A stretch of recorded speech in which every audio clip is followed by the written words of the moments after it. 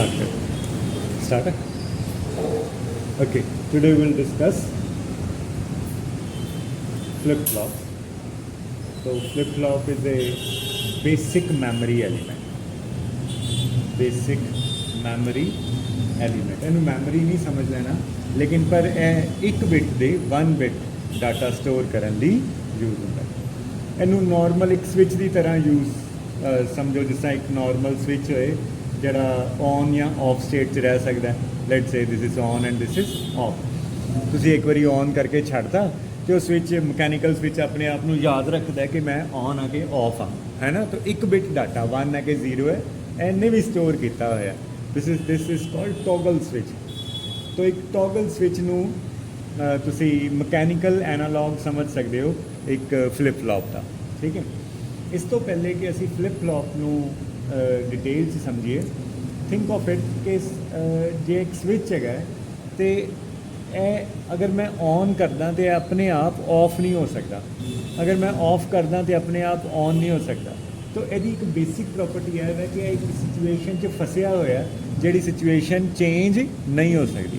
ਤਾਂ ਇੱਕ ਇਹੋ ਜਿਹੀ ਸਿਚੁਏਸ਼ਨ ਜਿਹਦੇ 'ਚ ਸਿਸਟਮ ਫਸ ਜੇ ਅਤੇ ਆਪਣੇ ਆਪ ਨੂੰ ਚੇਂਜ ਜਾਂ ਉਸ ਸਿਚੁਏਸ਼ਨ 'ਚੋਂ ਬਾਹਰ ਨਾ ਕੱਢ ਪਾਏ, ਉਹਨੂੰ ਕਹਿੰਦੇ ਆ latch. So the first thing we need to know is a latch. So what is a latch? मैं सब तो पहले TTL latch create कर लगा 2 ट्रांजिस्टर्स नाल।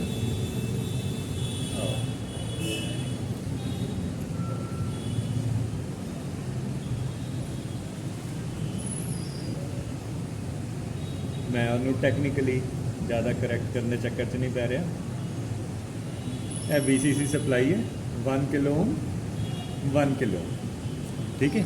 ਇਹਦੀ ਕਲੈਕਟਰ ਜਿਹੜਾ ਉਹ ਇਹਦੀ ਬੇਸ ਨਾਲ ਜੁੜਿਆ, ਇੱਥੇ 10 ਕਿਲੋ ਓਮ ਲਗਾ ਦਿੰਦੇ ਅਤੇ ਇਹਦਾ ਕਲੈਕਟਰ ਇਹਦੀ ਬੇਸ ਨਾਲ ਲਗਾਤਾ, ਠੀਕ ਹੈ। ਹੁਣ ਹੋਏਗਾ ਕਿ ਜਦੋਂ ਹੀ ਅਸੀਂ VCC ਸਪਲਾਈ ਔਨ ਕਰਾਂਗੇ, ਦੋਨੋਂ ਟਰਾਂजिस्टर्स 'ਤੇ ਰੇਸ ਲੱਗੇਗੀ to go to saturation state, ਪਰ ਦੋਨਾਂ 'ਚੋਂ ਇੱਕ ਟਰਾਂजिस्टर ਰੇਸ ਜਿੱਤੇਗਾ ਜਿਹਦੀ ਹਲਕੀ ਜਿਹੀ ਵੀ ਰੈਜ਼ਿਸਟੈਂਸ ਘੱਟ ਹੈ। ਲੈਟਸ ਸੇ ਕਿ ਇਹ ਸੈਚੂਰੇਸ਼ਨ 'ਚ ਚਲਾ ਗਿਆ, T1 ਸੈਚੂਰੇਸ਼ਨ ਚਲਾ ਗਿਆ, T2 ਕੱਟ ਆਫ 'ਚ ਚਲਾ ਗਿਆ। अगर ये सैचूरेशन च गया तो सारा यदि रजिस्टेंस 1 ओम रह जानी है, लैस दैन 1 ओम, तो यह 1 किलो ओम है। यह बिगर रजिस्टेंस है तो यह मान लो 5 वोल्ट की सप्लाई है, सारी वोल्टेज इनू मिल जानी है, ये क्रॉस ड्रॉप हो जानी है, इतने 0 बचना। तो मेरे को इतने 0 बचा, यह 0 यदि बेस नू मिलेगा, यह कट ऑफ से चल जाएगा, कट ऑफ से जाएगा, यदि रजिस्टेंस मैगा ओम हो जाएगी। हुण उत्ते 1000 ओम है, थले मैगा ओम है, तो यह बिगर है। सारा potential drop transistor they cross होना है, इनू कुछ नहीं मिलिया, तो इत्थे मेरे को 5 वोल्ट अवेलेबल है। 5 वोल्ट में असीं 1 कह सकते हैं। वो 5 वोल्ट फर्दर इनू सैचूरेशन च ही रखेगी, यह सैचूरेशन च रहेगा तो 0 आ जाएगी, 0 इनू कट ऑफ च रखेगी, या कट ऑफ च आएगा तो इत्थे 1 आ जाएगा। तो यह सिचुएशन च फस गया सिस्टम, यह अपने आप यह 0 या 1 चेंज नहीं हो सकती, ठीक है। तो दिस इज ए लैच। पर ये कौन ट्रांजिस्टर रेस जितेगा, कौन ट्रांजिस्टर रेस हारेगा, यानी कि इत्थे 0 होएगा या इत्थे 0 होएगा, यह साडे कोल कोई कंट्रोल नहीं हैगा। एक इहो जिहा स्विच है, जो आप डब्बी खोली तो स्विच निकलिया विचों, हुण ऑन वाला ऑन स्टेट च भी हो सकता है, ऑफ स्टेट भी हो सकता है, पर चेंज करना अलाउड नहीं गा। जे ऑन है तो ऑन ही रहे, ऑफ है तो ऑफ ही रहे, उन्होंने भी करना असी। वो फिर असी चाहते हैं कि इहो जी चीज़ बनाना जिहदे च कि लैच तो होए, लेकिन जो मैं चाहवा उदों मैं अपनी मर्जी नाल इत्थे 1 चाहना तो 1 स्टोर कर ला, इत्थे 0 चाहना तो 0 स्टोर कर ला। ਉਹਦੇ ਲਈ ਮੈਨੂੰ 2 ਐਕਸਟਰਨਲ ਕੰਟਰੋਲ ਲਾਣੇ ਪੈਣਗੇ। ਉਹ 2 ਐਕਸਟਰਨਲ ਕੰਟਰੋਲ ਮੈਂ ਲਾਣ ਲੱਗਾ। ਇਹ ਲੈਚ ਤੋਂ ਹੁਣ ਇਹ ਫਲਿਪ ਫਲੌਪ ਬਣ ਗਿਆ। ਜਦੋਂ ਮੈਂ ਇਹਦੇ ਨਾਲ 2 ਐਕਸਟਰਨਲ ਕੰਟਰੋਲ ਲਾਤੇ, ਲੈਟਸ ਸੇ ਇਹਨਾਂ ਕੰਟਰੋਲਸ ਨੂੰ ਮੈਂ ਕਹਿੰਦਾ R ਤੇ S, ਇਹਨਾਂ ਕੰਟਰੋਲਸ ਨੂੰ ਮੈਂ ਕਹਿੰਦਾ R and S external control. ਹੁਣ ਇਹ R ਤੇ S ਨਾਲ ਮੈਂ ਆਪਣੀ ਮਰਜ਼ੀ ਨਾਲ ਇੱਥੇ 1 ਚਾਹਾਂ ਜਾਂ 0 ਚਾਹਾਂ ਸਟੋਰ ਕਰ ਸਕਦਾ। ਪਰ ਇੱਕ ਗੱਲ ਫਿਕਸ ਹੈ ਕਿ ਜੇ ਇੱਕ 0 ਹੋਏਗਾ ਤੇ ਦੂਸਰਾ ਫਿਰ 1 ਹੋਏਗਾ, यानी कि जे इनू मैं क्यू कहदा तो दूसरा डेफिनेटली क्यू कंप्लीमेंट है, दूसरा डेफिनेटली क्यू कंप्लीमेंट है।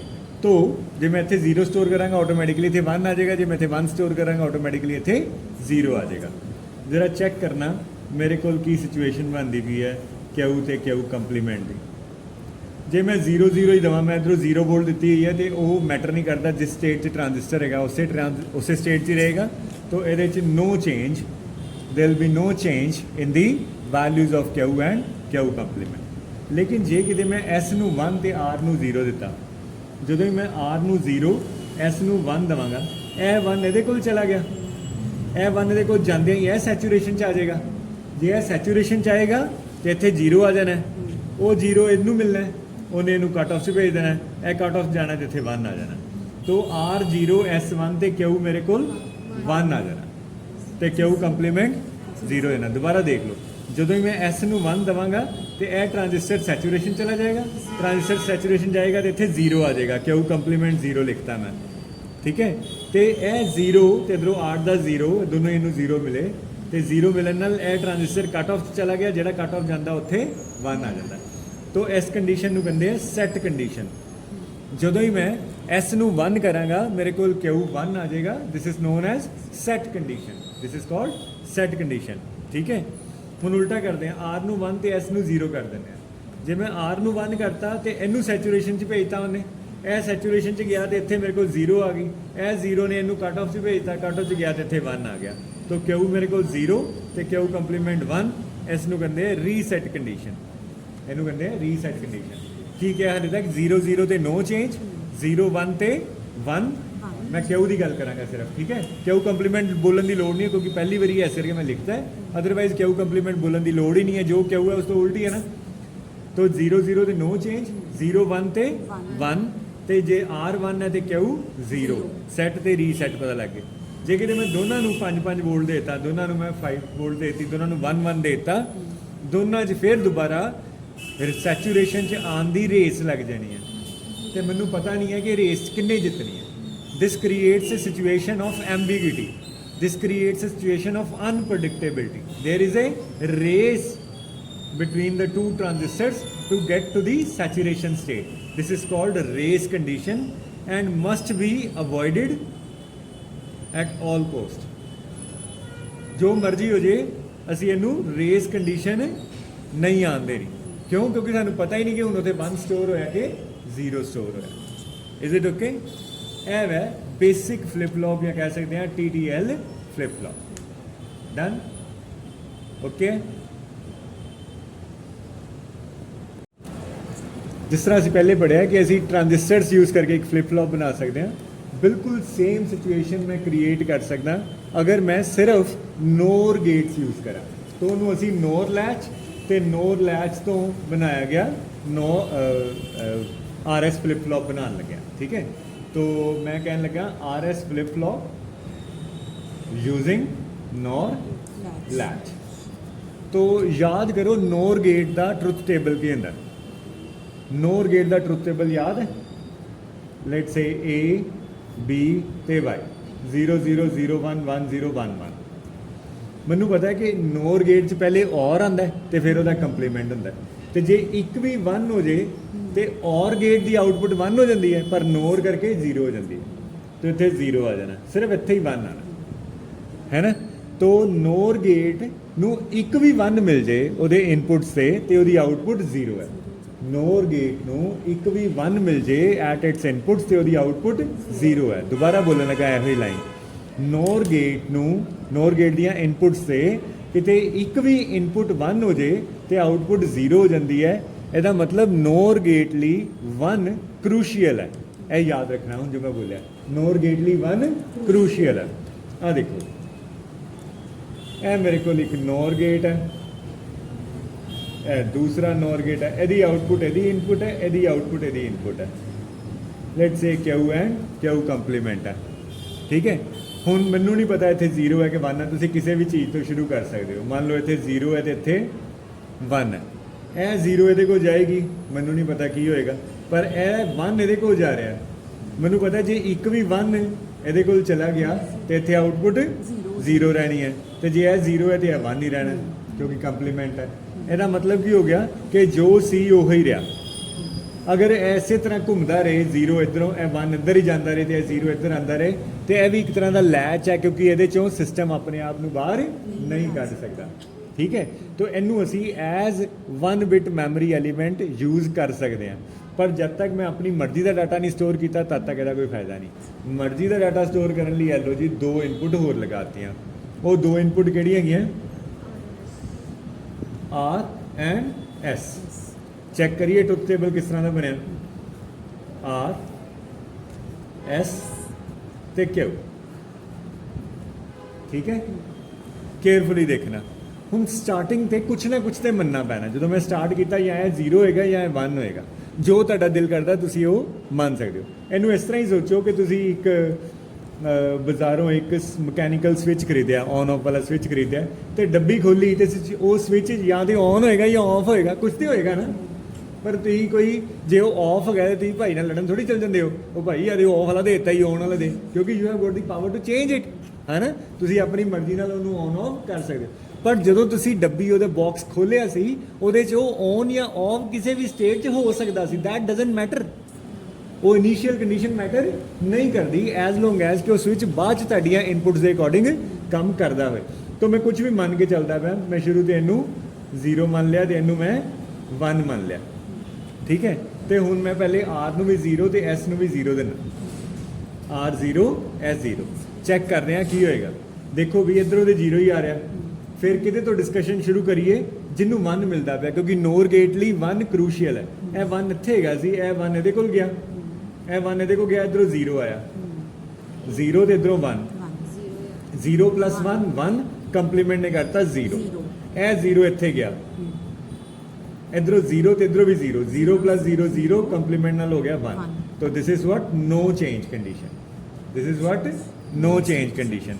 कई बार इस तरह भी लिख देंगे उत्ते आर एस इत्थे लिखा होंगे क्यू एन प्लस 1, तो क्यू एन प्लस 1 स्टेट में मैं कह सकता क्यू एन स्टेट, मतलब एन प्लस 1 स्टेट सेम है जो nth स्टेट सी, ठीक है।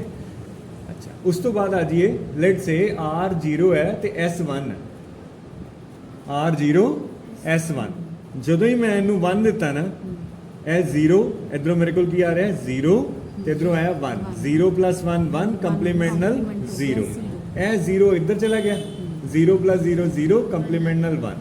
तो ਜਦੋਂ ਹੀ S1 ਹੋਇਆ Q1 ਹੋ ਜਾਂਦਾ, S1 Q1, R 0 ਸੀ, S1 ਤੇ Q1, ਜਿਸ ਤਰ੍ਹਾਂ ਅਸੀਂ ਪਹਿਲੇ ਦੇਖਿਆ ਇਹਨੂੰ ਅਸੀਂ ਕਿਹਾ ਸੈਟ ਕੰਡੀਸ਼ਨ। R ਨੂੰ 1 S ਨੂੰ 0 ਕਰਾਂਗਾ, R ਨੂੰ 1 S ਨੂੰ 0 ਕਰਾਂਗਾ ਤੇ ਇਹ 1 ਜਿਹੜਾ ਹੈ ਇੱਥੇ 0 ਬਣਾ ਦੇਗਾ, ਇਹ 0 ਇਹਦੇ ਕੋਲ ਜਾਏਗਾ ਤੇ ਇੱਥੇ 1 ਆ ਜਾਏਗਾ, ਇਜ਼ਨਟ ਇਟ। तो 1 0 ਤੇ 0 ਜਿਹਦਾ ਨਾਮ ਸੀ ਰੀਸੈਟ ਕੰਡੀਸ਼ਨ।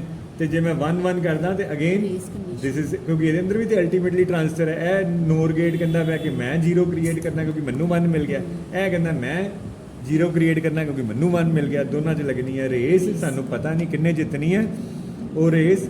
ਇਸ ਕਰਕੇ ਇਹ ਸਿਚੁਏਸ਼ਨ ਆਫ ਅਨਪ੍ਰੈਡਿਕਟੇਬਿਲਿਟੀ ਹੈ ਐਂਡ ਮਸਟ ਬੀ ਅਵੋਇਡਡ। ਤੋ RS ਫਲਿਪ ਫਲੌਪ ਜੇ ਤੁਹਾਡੇ ਕੋਲ ਹੈਗਾ ਯੂਜ਼ਿੰਗ ਨੋਰ ਲੈਚ ਬਣਾਇਆ ਹੋਇਆ ਤੇ ਤੁਸੀਂ ਉਹਨੂੰ ਕਦੀ ਵੀ 1 1 ਨਹੀਂ ਦੇਣਾ, ਠੀਕ ਹੈ।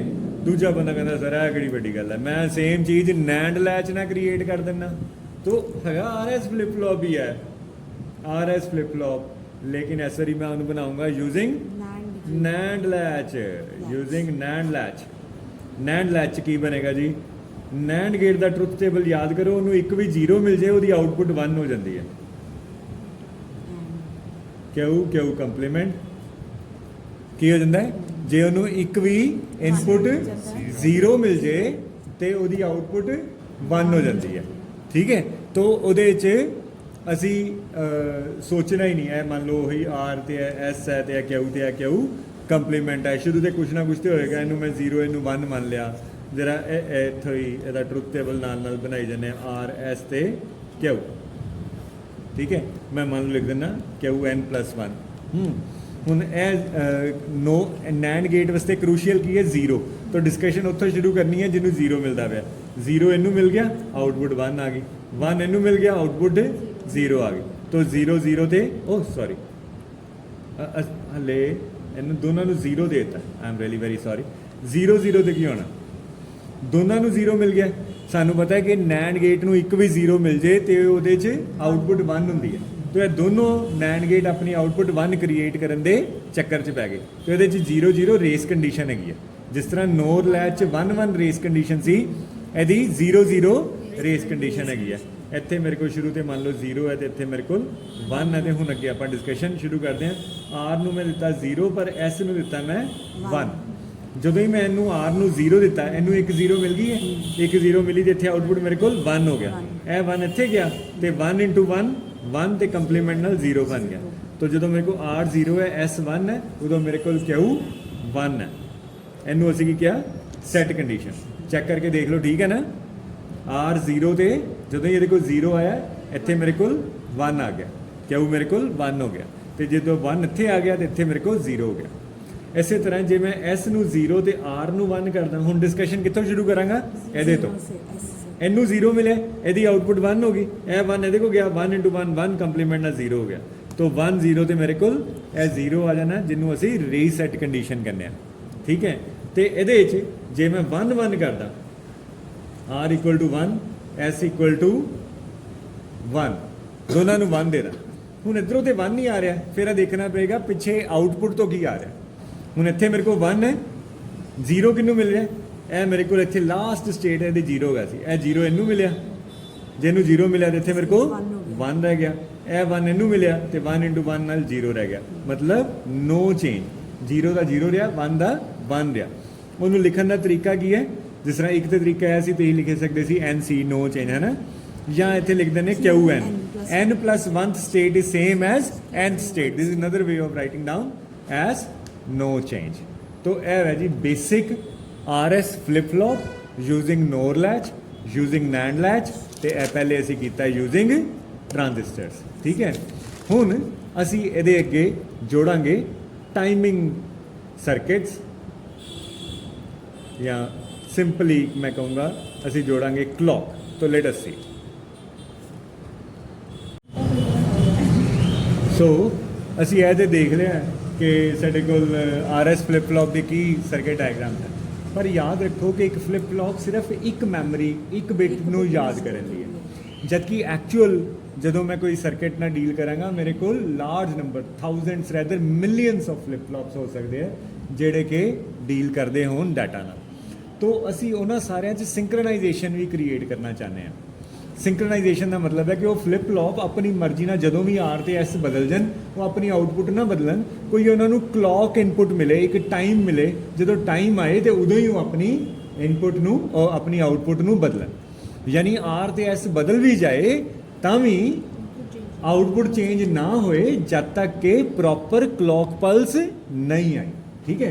इनू इस तरह ही समझो जिस तरह मैं कॉलेज का असी टाइम टेबल चला रहे हैं, तो जो क्लॉक होंगी है, जो क्लॉक पल्स आती है, बैल होंगी है, उस टाइम पर ही टीचर क्लास चेंज करते हैं। मतलब जो मर्जी वो अपनी क्लास चेंज नहीं कर सकते, उन्होंने सारे के सारे सिस्टम नूं सिंक्रनाइज करने लिए हज़ारां नहीं तो कुछ टेंस ऑफ क्लासिस नूं 50 60 70 क्लासां नूं सिंक्रनाइज किया गया कि तुसी 9 o'clock क्लास चेंज होएगी या 9:45 ते होएगी या उस तो बाद 10:30 ते होएगी एंड सो ऑन। तो एक स्पैसिफिक टाइम से ही आउटपुट चेंज होए, जो मर्जी होच पोच चेंज ना होंदे रहन। तो टाइमिंग सर्किट्स इस करके इंपॉर्टेंट है। तो वह एक सब तो बेसिक रूप, वह सब तो देसी तरीका जो मैं करन लगा वो है जी क्लॉक पल्स किसी फ्लिप फ्लॉप नाल जोड़ना, ठीक है। तो क्लॉक पल्स किस तरह जोड़ते हैं, मैं RS फ्लिप फ्लॉप बना लगा using NAND latch with clock terminal, with clock input या क्लॉक टर्मिनल, ठीक है। तो क्लॉक इनपुट नाल ए मेरे को NAND लैच है।